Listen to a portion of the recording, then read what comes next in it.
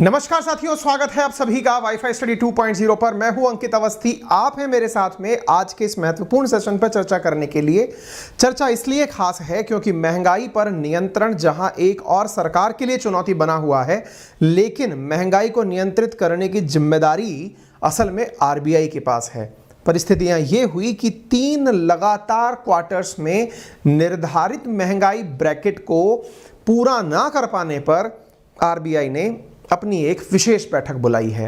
आपको मालूम होना चाहिए, मौद्रिक नीति समिति यानी कि मॉनेटरी पॉलिसी कमेटी ने यह निर्धारित कर रखा है कि भारत में महंगाई 4 ± 2 होनी चाहिए, अर्थात 2 से लेकर के 6% के बीच में होनी चाहिए। लेकिन 3 लगातार क्वार्टर्स ऐसे निकले, जनवरी से लेकर मार्च, अगर आप इस तरह से जोड़ते चले जाएं तो 3 लगातार क्वार्टर्स के अंदर आरबीआई अपनी महंगाई की दर को निर्धारित सीमा में लाने में नाकामयाब रही, जिसके चलते इन्होंने आपात बैठक या समझिए विशेष बैठक बुलाई। और यह विशेष बैठक का आयोजन ये नहीं था कि अब कुछ ऐसा हो जाएगा जिसकी वजह से सब कुछ कंट्रोल में आ जाएगा। ये आरबीआई के एक कानून के तहत बुलाई गई है। आरबीआई का एक निर्धारित नियम है जिसके तहत ये बैठक बुलाई गई और उस बैठक के परिणाम स्वरूप जो एक्शंस लिए जाने हैं उनका अपडेट सरकार को दिया जाएगा। इस विशेष बैठक के मायने क्या हैं, ये आज के सेशन में हम समझेंगे। हम ये समझेंगे कि आरबीआई का वो कौन सा कानून है जो ये कहता है कि यदि आप 3 बार लगातार अपनी चीजों को पूरा करने में फेल होते हैं तो आपको अल्टीमेटली सरकार को जवाब देना पड़ता है। जवाब देने की उस बाध्यता को भी आज के सेशन में हम चर्चा में लाएंगे। इसके साथ साथ हम बात करेंगे दुनिया भर के अंदर महंगाई की सीमाएं क्या निर्धारित हैं, भारत में महंगाई को नियंत्रित करने के क्या प्रावधान हैं। इन तमाम बातों के बारे में आज की चर्चा की जाएगी। लेकिन हमेशा की तरह जैसा मैं आपसे कहता आया हूं कि सेशन में हम हमेशा आपके लिए करंट में, वर्तमान में सुर्खियों में चल रही चीजें भी सवाल के रूप में आपसे डिस्कस करते हैं, जिस माध्यम से आप तक और अतिरिक्त खबरें पहुंच जाएं। उदाहरण के लिए, गुजरात चुनाव में 1 से लेकर 5 दिसंबर को वोट डाले जाएंगे। गुजरात विधानसभा में कितनी सीटें हैं, यह सवाल आप लोगों से पूछा जा रहा है। यहां पर जो ऑप्शंस हैं वो चेंज नहीं किए गए हैं, मैं आपको ऑप्शन लास्ट में बता दूंगा, आप अपने कमेंट के अंदर बता दीजिएगा। दूसरा सवाल पूछा गया है कि आपसे, which state is set to host the track Asia cup 2022 cycling tournament. आपको ये स्टेट के बारे में बताना है कहां पर साइकिलिंग टूर्नामेंट आयोजित किया जाना है। ठीक है, आप इनके जवाब अभी दे दीजिए। सेशन के अंत में मैं आपको इन जवाब को वेरीफाई भी करा दूंगा। आगे बढ़ते हैं। जैसा मैंने आपसे कहा, महंगाई देश की बहुत बड़ी चुनौती बनी हुई है, केवल भारत की ही नहीं, विश्व परिप्रेक्ष्य में भी अगर हम देखें तो दुनिया इस समय महंगाई से बुरी तरह परेशान है।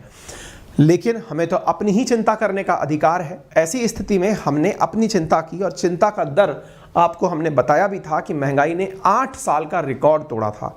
8 साल का रिकॉर्ड तोड़ा था का अर्थ क्या होता है, पहले ये समझिए कैसे रिकॉर्ड नापे जाते हैं। असल में जैसा मैंने आपसे कहा कि महंगाई की एक सीमा है, यानी कि आज अगर कोई वस्तु 100 रुपए की खरीदी है आपने, तो जो अब नेक्स्ट ईयर में आप एंट्री करेंगे तो आप उस वस्तु को अधिकतम 106 रुपए तक की पा सकते हैं। इसको आसान भाषा में यूं समझिए, 100 रुपए की वस्तु 6% की दर से 106 रुपए की आपको अगले वर्ष मिलनी चाहिए। अधिकतम इतना ही महंगा होना चाहिए। न्यूनतम अगर महंगाई की बात करें तो 100 रुपए की वस्तु 102 रुपए तक की मिलनी चाहिए। लेकिन इसका अर्थ यह नहीं है कि आज 100 की वस्तु जो है वो कल और सस्ते दामों पर मिलने लगे। आपके दिमाग में बहुत सी चीजें ऐसे आने लगेंगी कि सर फ्लैट तो बहुत सस्ते हो जाते हैं, गाड़ियां पुरानी हो जाती हैं। ये डेप्रिशिएटिंग एसेट्स हैं, इनकी गणना अलग तरह से होती है। लेकिन कंज्यूमर प्राइस इंडेक्स और होलसेल प्राइस इंडेक्स में जिन चीजों को काउंट किया जाता है उनके लिए यह शब्द यूज किया जाता है। और सामान्यतः जो शब्द मैं यूज कर रहा हूं 2 से लेकर 6% का, वो कंज्यूमर प्राइस इंडेक्स पर वैलिड है, यानी कि उपभोक्ता मूल्य सूचकांक पर। उपभोक्ता जिनका उपभोग करता है उन वस्तुओं की जो महंगाई है वो प्रति वर्ष 2 से लेकर 6% तक अधिकतम बढ़ सकती है। आप सबने बहुत सारे रिकॉर्ड्स बनते देखे हैं। आपको मालूम है कि महंगाई ने अपने निर्धारित सीमा को बहुत ज्यादा लांघ दिया है। आप खुद से इस बात के गवाह हैं कि जो वस्तु गत वर्ष एक निर्धारित दाम की थी, उसकी अंदर कीमतों में इजाफा कई प्रतिशत तक हो गया है। 6 तो छोड़िए, सोयाबीन का तेल तो 66% महंगा हो गया है। यानी ऐसी बहुत सी वस्तुएं हैं जिनका की उपभोग बहुत महंगा हो गया है। ऐसी स्थिति में आरबीआई खुद यह जानती है कि पुराने 8 साल का रिकॉर्ड टूट चुका है। अब सवाल बनता है कि मौद्रिक नीति समिति क्या है। मैं आपको बता दूं, वर्ष 2016 में यह निर्धारित किया गया। अच्छा, थोड़ा सा इसके बारे में और जानकारी मैं आपको देना चाहूंगा। आप में से बहुत से लोग ये मानते होंगे कि आरबीआई का काम केवल हमारे देश के नोट जारी करने का है या फिर सरकारी चीजों पर नियंत्रण कर, यानी कि जो बैंकों के अंदर रकम रखी है उसके ऊपर नियंत्रण स्थापित करने का है। वास्तविकता में आरबीआई के सबसे प्रमुख कार्यों में महंगाई को नियंत्रण करना जिम्मेदारी के रूप में जाना जाता है। महंगाई, जिसे आप मुद्रास्फीति के नाम से जानते हैं, इन्फ्लेशन के नाम से जानते हैं, इसे निर्धारित या इसे नियमित रखने के लिए मौद्रिक पॉलिसी नीति बनाई जाती है, यानी कि मौद्रिक नीति बनाई जाती है। मौद्रिक पॉलिसी नीति बोल दे रहा हूं, शब्द एक ही है। और इसका कार्य जो है वो एक पर्टिकुलर समिति को दिया जाता है जो 6 सदस्यों से मिलकर बनी होती है। उस समिति को मौद्रिक नीति समिति कहा जाता है, यानी मौद्रिक पॉलिसी कमेटी कहा जाता है, एमपीसी। ये एमपीसी साल में कई बार मुलाकात करती है और ये वो सारे प्रयास करती है कि कैसे महंगाई को देश में नियंत्रित करें। आप पूछेंगे कैसे करते हैं? तरीका इनके द्वारा जो सामान्यतया आजमाया जाता है वो ये है कि ये बैंकिंग के माध्यम से जो आप तक और हम तक पैसा पहुंचता है उसे कंट्रोल करने के लिए प्रोसीजर्स बनाते हैं। अगर आपको लग रहा है लोगों के पास धन कम है, मार्केट के अंदर मंदी आ रखी है, तो बैंकों को और आसान कीमतों पर लोगों को लोन देने के लिए प्रोत्साहित किया जाता है। उसका प्रोत्साहन आरबीआई अपने द्वारा कुछ मापदंडों में परिवर्तन करके करता है, जैसे रेपो रेट के अंदर, रिवर्स रेपो रेट के अंदर कुछ कमी ला करके एक प्रकार से बैंक को आसानी से लोन उपलब्ध करा के, आप तक सस्ते दरों पर लोन उपलब्ध करा के मार्केट के अंदर पैसा इन्फ्यूज किया जाता है, जिसकी वजह से आप मार्केट में निकलें, सामान खरीदें और देश को गति दें। लेकिन जब आपके पास ज़्यादा धन आ जाता है तो आरबीआई इसका रिवर्स तरीका अपनाती है। वो आपके लिए कुछ ऐसे तरीके अपनाती है, कुछ ऐसे इंस्ट्रूमेंट अपनाती है जिसकी वजह से आपकी जेब में धन कम हो जाए। धन कम हो जाए यानी कि लोन की किस्तें यानी कि इंटरेस्ट रेट बढ़ा दी जाए, या फिर आसानी से आपको लोन उपलब्ध ना कराया जाए, क्रेडिट कार्ड्स पर मिलने वाले ऑफर बंद कर दिए जाएं। ऐसा करके वो आपसे धन को सकोड़ने लगती है। यह आसान भाषा में समझाने का एक छोटा सा प्रयास है। चूंकि आरबीआई के पास इतनी बड़ी जिम्मेदारी है तो जब आपको कोई जिम्मेदारी दी जाती है तो इस अकाउंटेबिलिटी की, इस जवाबदेही की जो सबसे अंतिम परिणति है वो ये है कि आप अगर इस कार्य को पूरा नहीं कर पाते तो आपको अकाउंटेबल होने के नाते जिन्होंने आपको यह जिम्मेदारी दी है, that is government of India, आपको जवाब देना पड़ता है। अब वो जो जवाब देने वाली प्रक्रिया है वो इस बैठक के माध्यम से पूरी हुई है। मैं आपके सामने कुछ आंकड़े रख रहा हूं। 9 महीनों के अंदर, क्योंकि 3 क्वार्टर्स, 3-3 महीने के 3 क्वार्टर्स, उनके अंदर महंगाई की दर को अगर आप नोटिस करें तो ये लगातार बढ़ती जा रही है। आप अगर फिगर देखें तो 6 का फिगर नीचे नहीं आया है, यानी कि 2 से लेकर 6% तक महंगाई बढ़ाने का कानूनी रूप से नियम है। लेकिन महंगाई बढ़ने की अगर सीमा देखें तो जनवरी से लेकर सितंबर, 3 शुरुआती मंथ, फिर 3 मंथ और फिर 3 मंथ, लगातार 9 महीने तक यदि महंगाई नियंत्रण में नहीं आती है तो आरबीआई को जवाब देना पड़ता है। RBI fail to meet price mandate as CPI inflation rise to 7.41% in September. इसका मतलब यह बहुत बड़ी आरबीआई के ऊपर एक चुनौती बनकर गिरी। आरबीआई गवर्नमेंट को बताएगी, अक्टूबर में यह खबर निकल कर आया कि आरबीआई, देखिए सितंबर के अंदर क्या हुआ, 7.41% का महंगाई रहा। सितंबर के आंकड़े अक्टूबर में निकल कर आए। कौन सी तारीख को निकल कर आए? 12 तारीख को निकल कर आए। आरबीआई ने कहा कि जनाब हम 9 महीने तक लगातार फेल रहे, हम महंगाई को नियंत्रित नहीं कर पाए, अब हम सरकार को जवाब देने वाले हैं। जवाब देने वाले हैं से मतलब हमसे कारण बताओ नोटिस हमें मिल चुका है, अपने आप से समझ के चलिए हमारी जवाबदेही है। हम सरकार को बताएंगे कि श्रीमान हमसे यहां त्रुटियां हुई हैं और अगर त्रुटि नहीं हुई है तो हम इन क्षेत्रों में और सुधार कर सकते हैं। इन सुधार के क्रम में आरबीआई सरकार को बताएगी कि वो कहां पर महंगाई को नियंत्रित करने में पिछड़े। ये अक्टूबर 12 की खबर है। अब चूंकि अक्टूबर 12 को आरबीआई ने निर्धारित किया, 1 महीने का आरबीआई रिपोर्ट बनाने में समय लेती है, यानी इन्हें जिस समय आंकड़े प्राप्त हुए उसके 1 महीने के भीतर भीतर सरकार को रिपोर्ट सौंपनी है। That is on 12th of November. अब चूंकि 12 नवंबर को रिपोर्ट सौंपनी है तो उन लोगों को बुलाया जाएगा जो लोग इस एमपीसी के सदस्य हैं, मॉनेटरी पॉलिसी समिति के सदस्य हैं, कि आप आओ और अपने अपने कारण बताओ, नोटिस मिला है हमें, क्या बताएं। तो ऐसी स्थिति में वो सब लोग कल यानी कि 3 नवंबर को बैठकर बातचीत किए और उन्होंने अपने जो जवाब तैयार किए, हालांकि वो पब्लिक डोमेन में अभी तक नहीं आए हैं लेकिन आ जाएंगे, ऐसा शक्तिकांत दास जी का कहना है कि हम जो सरकार को जवाब देने वाले हैं वो आ जाएंगे, लेकिन अभी ये नहीं कह सकते कि पहले आपको हम जवाब दे दें फिर सरकार को जवाब दें। यानी 12 नवंबर को आरबीआई ने सरकार को क्या जवाब दिया वो आप लोगों तक पहुंच जाएगा। ठीक है, आरबीआई ने अपने द्वारा अपने एमपीसी के सदस्यों को जब इनवाइट किया, उसका एक नोटिफिकेशन जारी किया कि भाई इस प्रकार से 3 नवंबर को सब आ जाना, मीटिंग है, उस मीटिंग में बैठ करके हम लोग अपने अपने आंसर तैयार करेंगे और सरकार को बताएंगे कि सरकार जी हम कहां पर फेल हुए। ठीक है, आप यहां पर खबरें देख सकते हैं। आरबीआई एमपीसी मीटिंग कल का अपडेट है। Economy would have taken complete downward turn, ये इनका शक्तिकांत दास जी का कहना था। अपने अपने स्टेटमेंट्स आ रहे थे लेकिन कोई भी जवाब किसी ने नहीं दिया। आपके लिए एक जानकारी अतिरिक्त यहां जान लीजिए और वो ये है कि वर्तमान में एमपीसी के अंदर अगर हम सदस्यता की बात करें तो एमपीसी की जो अध्यक्षता है वो आरबीआई के गवर्नर शक्तिकांत दास जी के द्वारा की जाती है। इसके अलावा यहां पर जो सदस्य हैं उन सदस्यों में माइकल देवव्रत पात्रा, राजीव रंजन, शशांक भिड़े, अश्विनी ये आशिमा गोयल और जयंत आरवी वर्मा हैं। आप में से जो साथी मेरे बैंकिंग या एसएससी जैसे एग्जाम्स की तैयारी कर रहे हैं उन्हें इन लोगों के नाम याद होने चाहिए। ठीक है, आरबीआई गवर्नर और साथी जो हैं उनके नाम आपको याद होने चाहिए। कुल 6 लोगों के नाम हैं। ठीक है, आप इसका स्क्रीनशॉट भी ले सकते हैं, अदरवाइज ये सेशन पूरा होने के बाद मैं पीडीएफ आपको अपने टेलीग्राम अंकित अवस्थी सर पर साझा करूंगा, आप वहां से भी इसे प्राप्त कर सकते हैं। ठीक है, तो ये मॉनेटरी पॉलिसी समिति है क्या? मैंने जैसे आपको बताया कि ये एक समिति है जिसका निर्माण ही रेट्स को नियंत्रित करने के लिए बनाया गया था, महंगाई को नियंत्रित करने के लिए वर्ष 2016 में बनाया गया था, जिसकी जिम्मेदारी दी गई थी कि वो साल में 6 बार बैठक करेगी और एक फाइनेंशियल ईयर के अंदर वो हर बार रिव्यू करेगी। तो ऐसी स्थिति में अगर हम साल भर की बैठकों की बात करें तो 6 से लेकर 8 अप्रैल के बीच बैठक हो चुकी है, जून में बैठक हो चुकी है, अगस्त में हो चुकी है, सितंबर में हो चुकी है,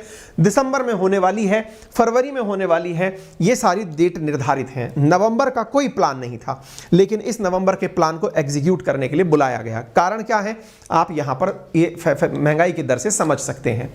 अब आपके दिमाग में एक सवाल आएगा जो बहुत बेसिक है, सर महंगाई आफ्टर ऑल बढ़ानी ही क्यों है? 2 से लेकर 6% भी क्यों बढ़ानी है?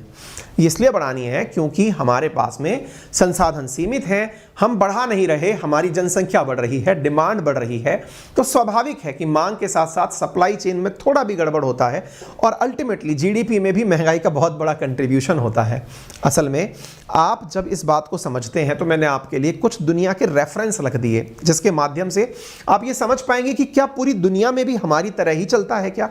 जैसे ब्राजील में महंगाई को 4 ± 1.5% माना गया है, यानी कि महंगाई बढ़ानी तो है लेकिन कितनी बढ़ानी है? जैसे हमारे यहां पर 4 ± 2 है, ऐसे ब्राजील में 4 ± 1.5 है। ये भी मैं आप लोगों के सामने डेटा शेयर कर दूंगा, आप इसे भी देख पाएंगे। ठीक है, ऐसे ही अगर हम बात करें यूके की, तो यूके जैसे डेवलप्ड नेशन के अंदर जहां पर आबादी हमारी तरह एक्सपोनेंशियली नहीं बढ़ रही है, उनके यहां पर महंगाई को 2% तक बढ़ाने का निर्धारण किया गया है। ये भी पीड़ित है क्योंकि इनकी महंगाई भी 2 के मुकाबले 4 पर चली गई है। ऐसे ही आइसलैंड, इजराइल, ये सारे के सारे देश हैं। इंडिया को अगर आप देखें तो वो ये रहा, न्यूजीलैंड, नॉर्वे, साउथ अफ्रीका, जो भी आपको डेवलप्ड नेशन दिखाई देंगे उनकी महंगाई बढ़ाने की जो सीमा है वो सीमित है। जो अपनी तरह डेवलपिंग कंट्रीज हैं उनके अंदर आप रेंज बढ़ती हुई देखेंगे। जैसे साउथ अफ्रीका में 3 से 6 है, थाईलैंड में 1 से 3 है, टर्की के अंदर 5 ± 2 है। यानी इनके यहां पर महंगाई का जो मापन है वो इस प्रकार से किया जाता है ना। यानी महंगाई बढ़ानी है उसकी रेंज अलग अलग है। तो डेवलप्ड नेशन में महंगाई को 2% तक सीमित रखने का प्रयास होता है और डेवलपिंग नेशंस ऑलमोस्ट 6-7% के आसपास चलते हैं। चूंकि हम लोग उससे भी ऊपर निकल रहे हैं इसलिए चिंता की बात की जा रही है। तो उम्मीद है आपको यह बात समझ में आ गई होगी। कारण मैंने आपको बता दिया, 3 लगातार क्वार्टर्स ऐसे निकल गए जब आरबीआई अपने टारगेट्स को फुलफिल नहीं कर पाई। इस वजह से अब अपने रीजंस जिसकी वजह से ये फेल मारे, इसके लिए मीटिंग कर रहे हैं। अब ये मीटिंग के अंदर जो सरकार को रिपोर्ट कार्ड सौंपेंगे उसमें अपने द्वारा कुछ रेमेडी यानी कि कुछ सुझाव सरकार को देंगे कि सरकार जी ऐसा ऐसा करने से चीजें बदल सकती हैं। शुरुआत में मैंने आपसे कहा था कि मैं आपको वो कानून बताऊंगा जिसके माध्यम से ये लायबल कर दिया जाता है कि आपको बताना मैंडेटरी है। तो आरबीआई के अधिनियम की धारा 45ZN, जो भी विद्यार्थी स्टेट पीसीएस या यूपीएससी की तैयारी कर रहे हैं कृपया करके इस धारा को अपने लिए कहीं लिख कर रख लीजिए, क्योंकि सामान्यतः यह चर्चाओं में नहीं आती है लेकिन आ गई है इसलिए आप याद रख लीजिए, क्योंकि 6 साल में पहली बार इसका उपयोग हो रहा है। इसका अर्थ यह है कि अगर 3 बार लगातार मीटिंग फेल मार जाए यानी टारगेट फेल मार जाए तो आपको एक बैठक बुलानी पड़ेगी। यह विशेष बैठक एक्ट का प्रावधान इस धारा के अंदर लिखा हुआ है। हो सकता है आपसे किसी इंटरव्यू में, किसी चर्चा में आपसे यह बात पूछ ली जाए, ठीक है। इस धारा में प्रावधान है कि मुद्रास्फीति को सरकार की तरफ से तय सीमा के भीतर रख पाने में नाकाम रहने पर केंद्रीय बैंक को इसके बारे में सरकार को रिपोर्ट देनी होती है। हो सकता है आपसे एक 2 मार्कर क्वेश्चन बनाकर परीक्षा में पूछ लिया जाए कि धारा 45ZN ऑफ RBI, तो आपको यह बात बतानी है यहां पर, ठीक है। तो सरकार ने मुद्रास्फीति को, ये मैंने आपको बात बता दिया, ये लक्ष्य है, लक्ष्य से पिछड़ रहे हैं, इसलिए इनको ये सारे काम करने हैं। ये सारी बातें मैंने आपको बता दी हैं। 45ZN जो है वो RBI एक्ट के अंदर यूज होने जा रहा है। यह पॉलिसी रिजाइन 2016 के अंदर फर्स्ट टाइम आप यूज करने जा रहे हैं, तो ये मैंने आपको जरूरी बात बता दी है। अच्छा, इसके साथ साथ एक प्रोविजन और है जिसे रेगुलेशन नंबर 7 कहा जाता है RBI की MPC के अंतर्गत, और वो क्या है? इसके अंदर कहा गया है कि separate meeting is required to be schedule as part of normal policy process to discuss and draft the report to be sent to the government. मतलब आप ऐसे समझिए, पहली बात कि 3 बार फेल मार गए तो आपको सरकार को जवाब देना होगा। इसको समझिए एक प्रकार से सो कॉज नोटिस, कि कारण बताइए ऐसा आप फेल क्यों मारे। ये ऑटोमेटिक लिखा हुआ है RBI के कानून में, ठीक है। धारा क्या हो गई? 45ZN लिख करके साइड में रख लीजिए। दूसरा सवाल बनता है, दूसरा सवाल क्या बनता है कि RBI के अंदर एक धारा है, रेगुलेशन MPC एक्ट जब बन रहा था, MPC के लिए जब ड्राफ्टिंग हो रही थी रेगुलेशंस की, उस समय पर एक धारा बनाई गई जिसका मतलब रूल बनाया गया, रूल नंबर 7, जिसमें क्या कहा गया, रेगुलेशन नंबर 7 में क्या कहा गया कि हमें उस मीटिंग में, मतलब जवाब देने से पहले भी एक मीटिंग बिठानी पड़ेगी। मान लीजिए 3 क्वार्टर्स तक हम फेल मार गए, अब हमारा जवाब देने का समय आ गया, उससे पहले हमको बैठ करके मीटिंग करनी पड़ेगी। साल में 6 बार मीटिंग करते हैं, ठीक है, लेकिन एक मीटिंग एडिशनली करनी पड़ेगी। ये रेगुलेशन नंबर 7 में मेंशन्ड है, आप इधर देख सकते हैं। Separate meeting is required to be schedule as part of normal policy process to discuss and draft the report to be sent to the government, ठीक है। ये पॉइंट आप लोगों को याद रखना चाहिए। हालांकि RBI इस बात के लिए जिम्मेदार है कि वो महंगाई को नियंत्रित रखे, लेकिन जब उसके प्रयास नाकाफी रहते हैं तो वो सरकार को सजेशन देने जाती है। वो सरकार को अपनी इस रिपोर्ट में संभावित है कि वो रिपोर्ट में सब सजेशंस दे कि सर हमें इन मुद्दों पर केयर करने की आवश्यकता है। हालांकि ये सब जानते हैं कि दुनिया के अंदर महंगाई का आलम बहुत बुरा है। श्रीलंका जैसे देश, पड़ोसी जो हमारे देश हैं, वो बुरी तरह फेल मार गए हैं। ब्रिटेन के अंदर सत्ता परिवर्तन महंगाई की वजह से हो गया है। जर्मनी और फ्रांस के अंदर प्रोटेस्ट चल रहे हैं। ये सब विदित है, लेकिन उसके बावजूद भी हमारी अपनी समस्याएं हैं, तो उनका सॉल्यूशन भी हमें खुद निकालना होगा, ठीक है। महंगाई नापने के 2 तरीके हैं, WPI और CPI। होलसेल प्राइस इंडेक्स हम लोग MPC के माध्यम से कवर नहीं करते, केवल कंज्यूमर प्राइस इंडेक्स ही हम कवर करते हैं। CPI यहां पर 3-4 प्रकार की निकाली जाती है, इंडस्ट्रियल वर्कर के लिए, एग्रीकल्चर लेबर के लिए, रूरल लेबर के लिए, रूरल और कंबाइंड अर्बन के लिए आप ये निकालते हैं। इसके अंदर जो आधार वर्ष रखा गया है वो 2012 है। ये जानकारी आपको अतिरिक्त रूप से पता हो। इसके साथ साथ नेशनल स्टैटिक ऑफिसर के द्वारा ministry of static and programme के अधीन इसकी जानकारी, डेटा इकट्ठा किया जाता है। क्लियर हो गया। MPC की अगर मैं बात करूं तो यह है, मतलब क्या काम करती है, तो मैंने बता दिया। रेपो रेट जैसी जो चीजें हैं इनको निर्धारित करने का, मॉनेटरी पॉलिसी के टूल्स को निर्धारित करने का काम करती है। इसके अंदर कुल 6 सदस्य होते हैं, 3 सरकार के और 3 RBI के। RBI वाले के अंदर गवर्नर इन्वॉल्व है, यानी इंक्लूडिंग गवर्नर 6 लोग हैं। ये जानकारी मैंने कई बार आप लोगों को शुरुआत में पहले भी दी है। फिलहाल के लिए अगर मैं अप टू डेट डेटा आपके साथ साझा करूं RBI के रेपो रेट के बारे में, रिवर्स रेपो रेट के बारे में, तो 29 अक्टूबर का लेटेस्ट डेटा जो अभी उपलब्ध है वो ये है कि देश में रेपो रेट चल रही है 5.90%, बैंक रेट चल रही है 5.15%, रिवर्स रेपो रेट चल रही है 3.35%, मार्जिनल स्टैंडिंग फैसिलिटी चल रही है 5.15%। आप ये तथ्यात्मक जानकारी के रूप में अपने लिए याद रख सकते हैं। बैंकिंग की जो एग्जाम की तैयारी करने वाले विद्यार्थी हैं उनसे ये परीक्षाओं के अंदर पूछे जाते हैं। सामान्यतया ये और लोगों से थोड़े कम तुलनात्मक रूप से पूछे जाते हैं। महंगाई की जो बातें हमने आपको बताई, ये डेटा है, इससे आपको कुछ लेना देना नहीं होना चाहिए। खाद्यान्न की कीमतें बढ़ रही हैं, पेट्रोल डीजल की दाम बढ़ रहे हैं, गैस सिलेंडर के दाम बढ़ रहे हैं, रिटेल के अंदर महंगाई बढ़ रही है। यही वो कारण है जिसकी वजह से लोगों की कमाई घट रही है। कमाई घटने के ऊपर सरकार का चिंतित होना बनता है, लेकिन कारण की अगर हम बात करें कि ऐसा क्यों हो रहा है, तो इसके पीछे कुछ प्रमुख बिंदुओं में अगर हम चर्चा करें तो सबसे पहला है डिमांड पुल इन्फ्लेशन का होना। इसका अर्थ होता है कि मांग बढ़ जाए तो महंगाई बढ़ती है, लेकिन ऐसा कहना मुश्किल है। हमने कोई अचानक कोई विस्फोट जनसंख्या का तो किया नहीं नहीं है, लेकिन हाँ, हम कोरोना काल से एकदम बाहर निकल कर आए हैं। कोरोना काल में जहां हमारी आर्थिक गतिविधियां रुक गई थी, लोगों का घर से आवाजाही रुक गई थी। उदाहरण के लिए आज देवउठनी एकादशी है, आज के दिन लगभग मतलब हजारों की संख्या में शादियां हैं, केवल इतना ही कहना पर्याप्त होगा। शादियां हैं तो शादी के अंदर कैटरिंग भी काम आएगी, मैरिज गार्डन भी सजेंगे, शादियों के लिए जो गहने ज्वेलरी हैं वो लिए जाएंगे, बहुत सारे लोगों को आपने इनवाइट किया होगा तो भोजन वगैरह कराने का खर्च होगा। ये कोरोना काल में रुक गया था, अचानक ये चीज दिखी है, इस वजह से डिमांड इंक्रीज हुई है, तो डिमांड पुल इन्फ्लेशन है। दूसरा कॉस्ट पुल इन्फ्लेशन, चूंकि चीजें महंगी हो गई हैं तो अब क्या चल रहा है ना कि जिसका WPI बढ़ गया, यानी कि मान लीजिए कि कैटरिंग स्टाफ के पास महंगाई बढ़ गई, उसको पता चल गया कि यार अब तो मार्केट में डिमांड ज्यादा है, चीजें महंगी हो गई हैं, तो वो खुद के पास नहीं रख रहा, वो नीचे ट्रांसफर कर दे रहा है। साहब जी अभी एक जो मतलब स्टॉल की कीमत थी वो 5,000 रुपए थी सर, लेकिन अब महंगी हो गई है तो इस बार हम 6,000 की लगाएंगे। तो अल्टीमेटली उसने अपने ऊपर खर्चा नहीं रखा, आपके पास भेज दिया। आपको चूंकि कॉस्ट महंगी पड़ रही है इसलिए इसे कॉस्ट पुश इन्फ्लेशन कहते हैं, आपको किसी और की वजह से धन देना पड़ रहा है, ठीक है। मनी सप्लाई में तो रोक सबको दिखाई दे रही है, लगातार सैलरीज में कई जगह वृद्धि हो रही है और कई जगह तुलनात्मक रूप से कटौती हो रही है। वृद्धि उन क्षेत्रों में हो रही है जिन्होंने पहले लोगों को कट कर दिया था, जैसे ऑनलाइन सेक्टर कोरोना काल में जबरदस्त बूम किया था, अब ऑफलाइन वापस से ओपन हो गई हैं चीजें, मार्केट ओपन हो गए हैं, तो इस वजह से दूसरी तरफ ट्रैफिक जाने लगा है ना। तो ऐसी स्थिति में अब सरकार को यह देखना होगा कि इन्हें वो कैसे कम करता है। कंट्रोल करने के लिए अगर हम बात करें, आरबीआई के पास तीन ही तरीके हैं, या तो वो मॉनेटरी पॉलिसी के अंदर कोई संशोधन लाए, या इनकम टैक्स के लिए सरकार को इन्फॉर्म करे कि सर इनकम टैक्स बढ़ाइए, क्योंकि लोगों के पास से पैसा निकलेगा तभी वो खर्च करना बंद करेंगे। तीसरा तरीका है कि हम अपने यहां से भी यानी आरबीआई से कहें कि वो इतना स्मूथली डॉलर के मुकाबले रुपया मार्केट में ना आने दें। हालांकि डॉलर का हाल खराब है, फॉरेक्स रिजर्व इस समय थोड़ा सा गड़बड़ा रहा है, ऐसी स्थिति में सरकार जो प्रयास कर रही है उन प्रयासों में फॉरेक्स रिजर्व जो है उसके अंदर जो कमी आ रही है उसको कंट्रोल करने के प्रयास के रूप में एक कंट्रोल्ड पॉलिसी अपनाई जा सकती है कि आरबीआई से पैसा आसानी से बाहर निकलकर मार्केट में ना आए।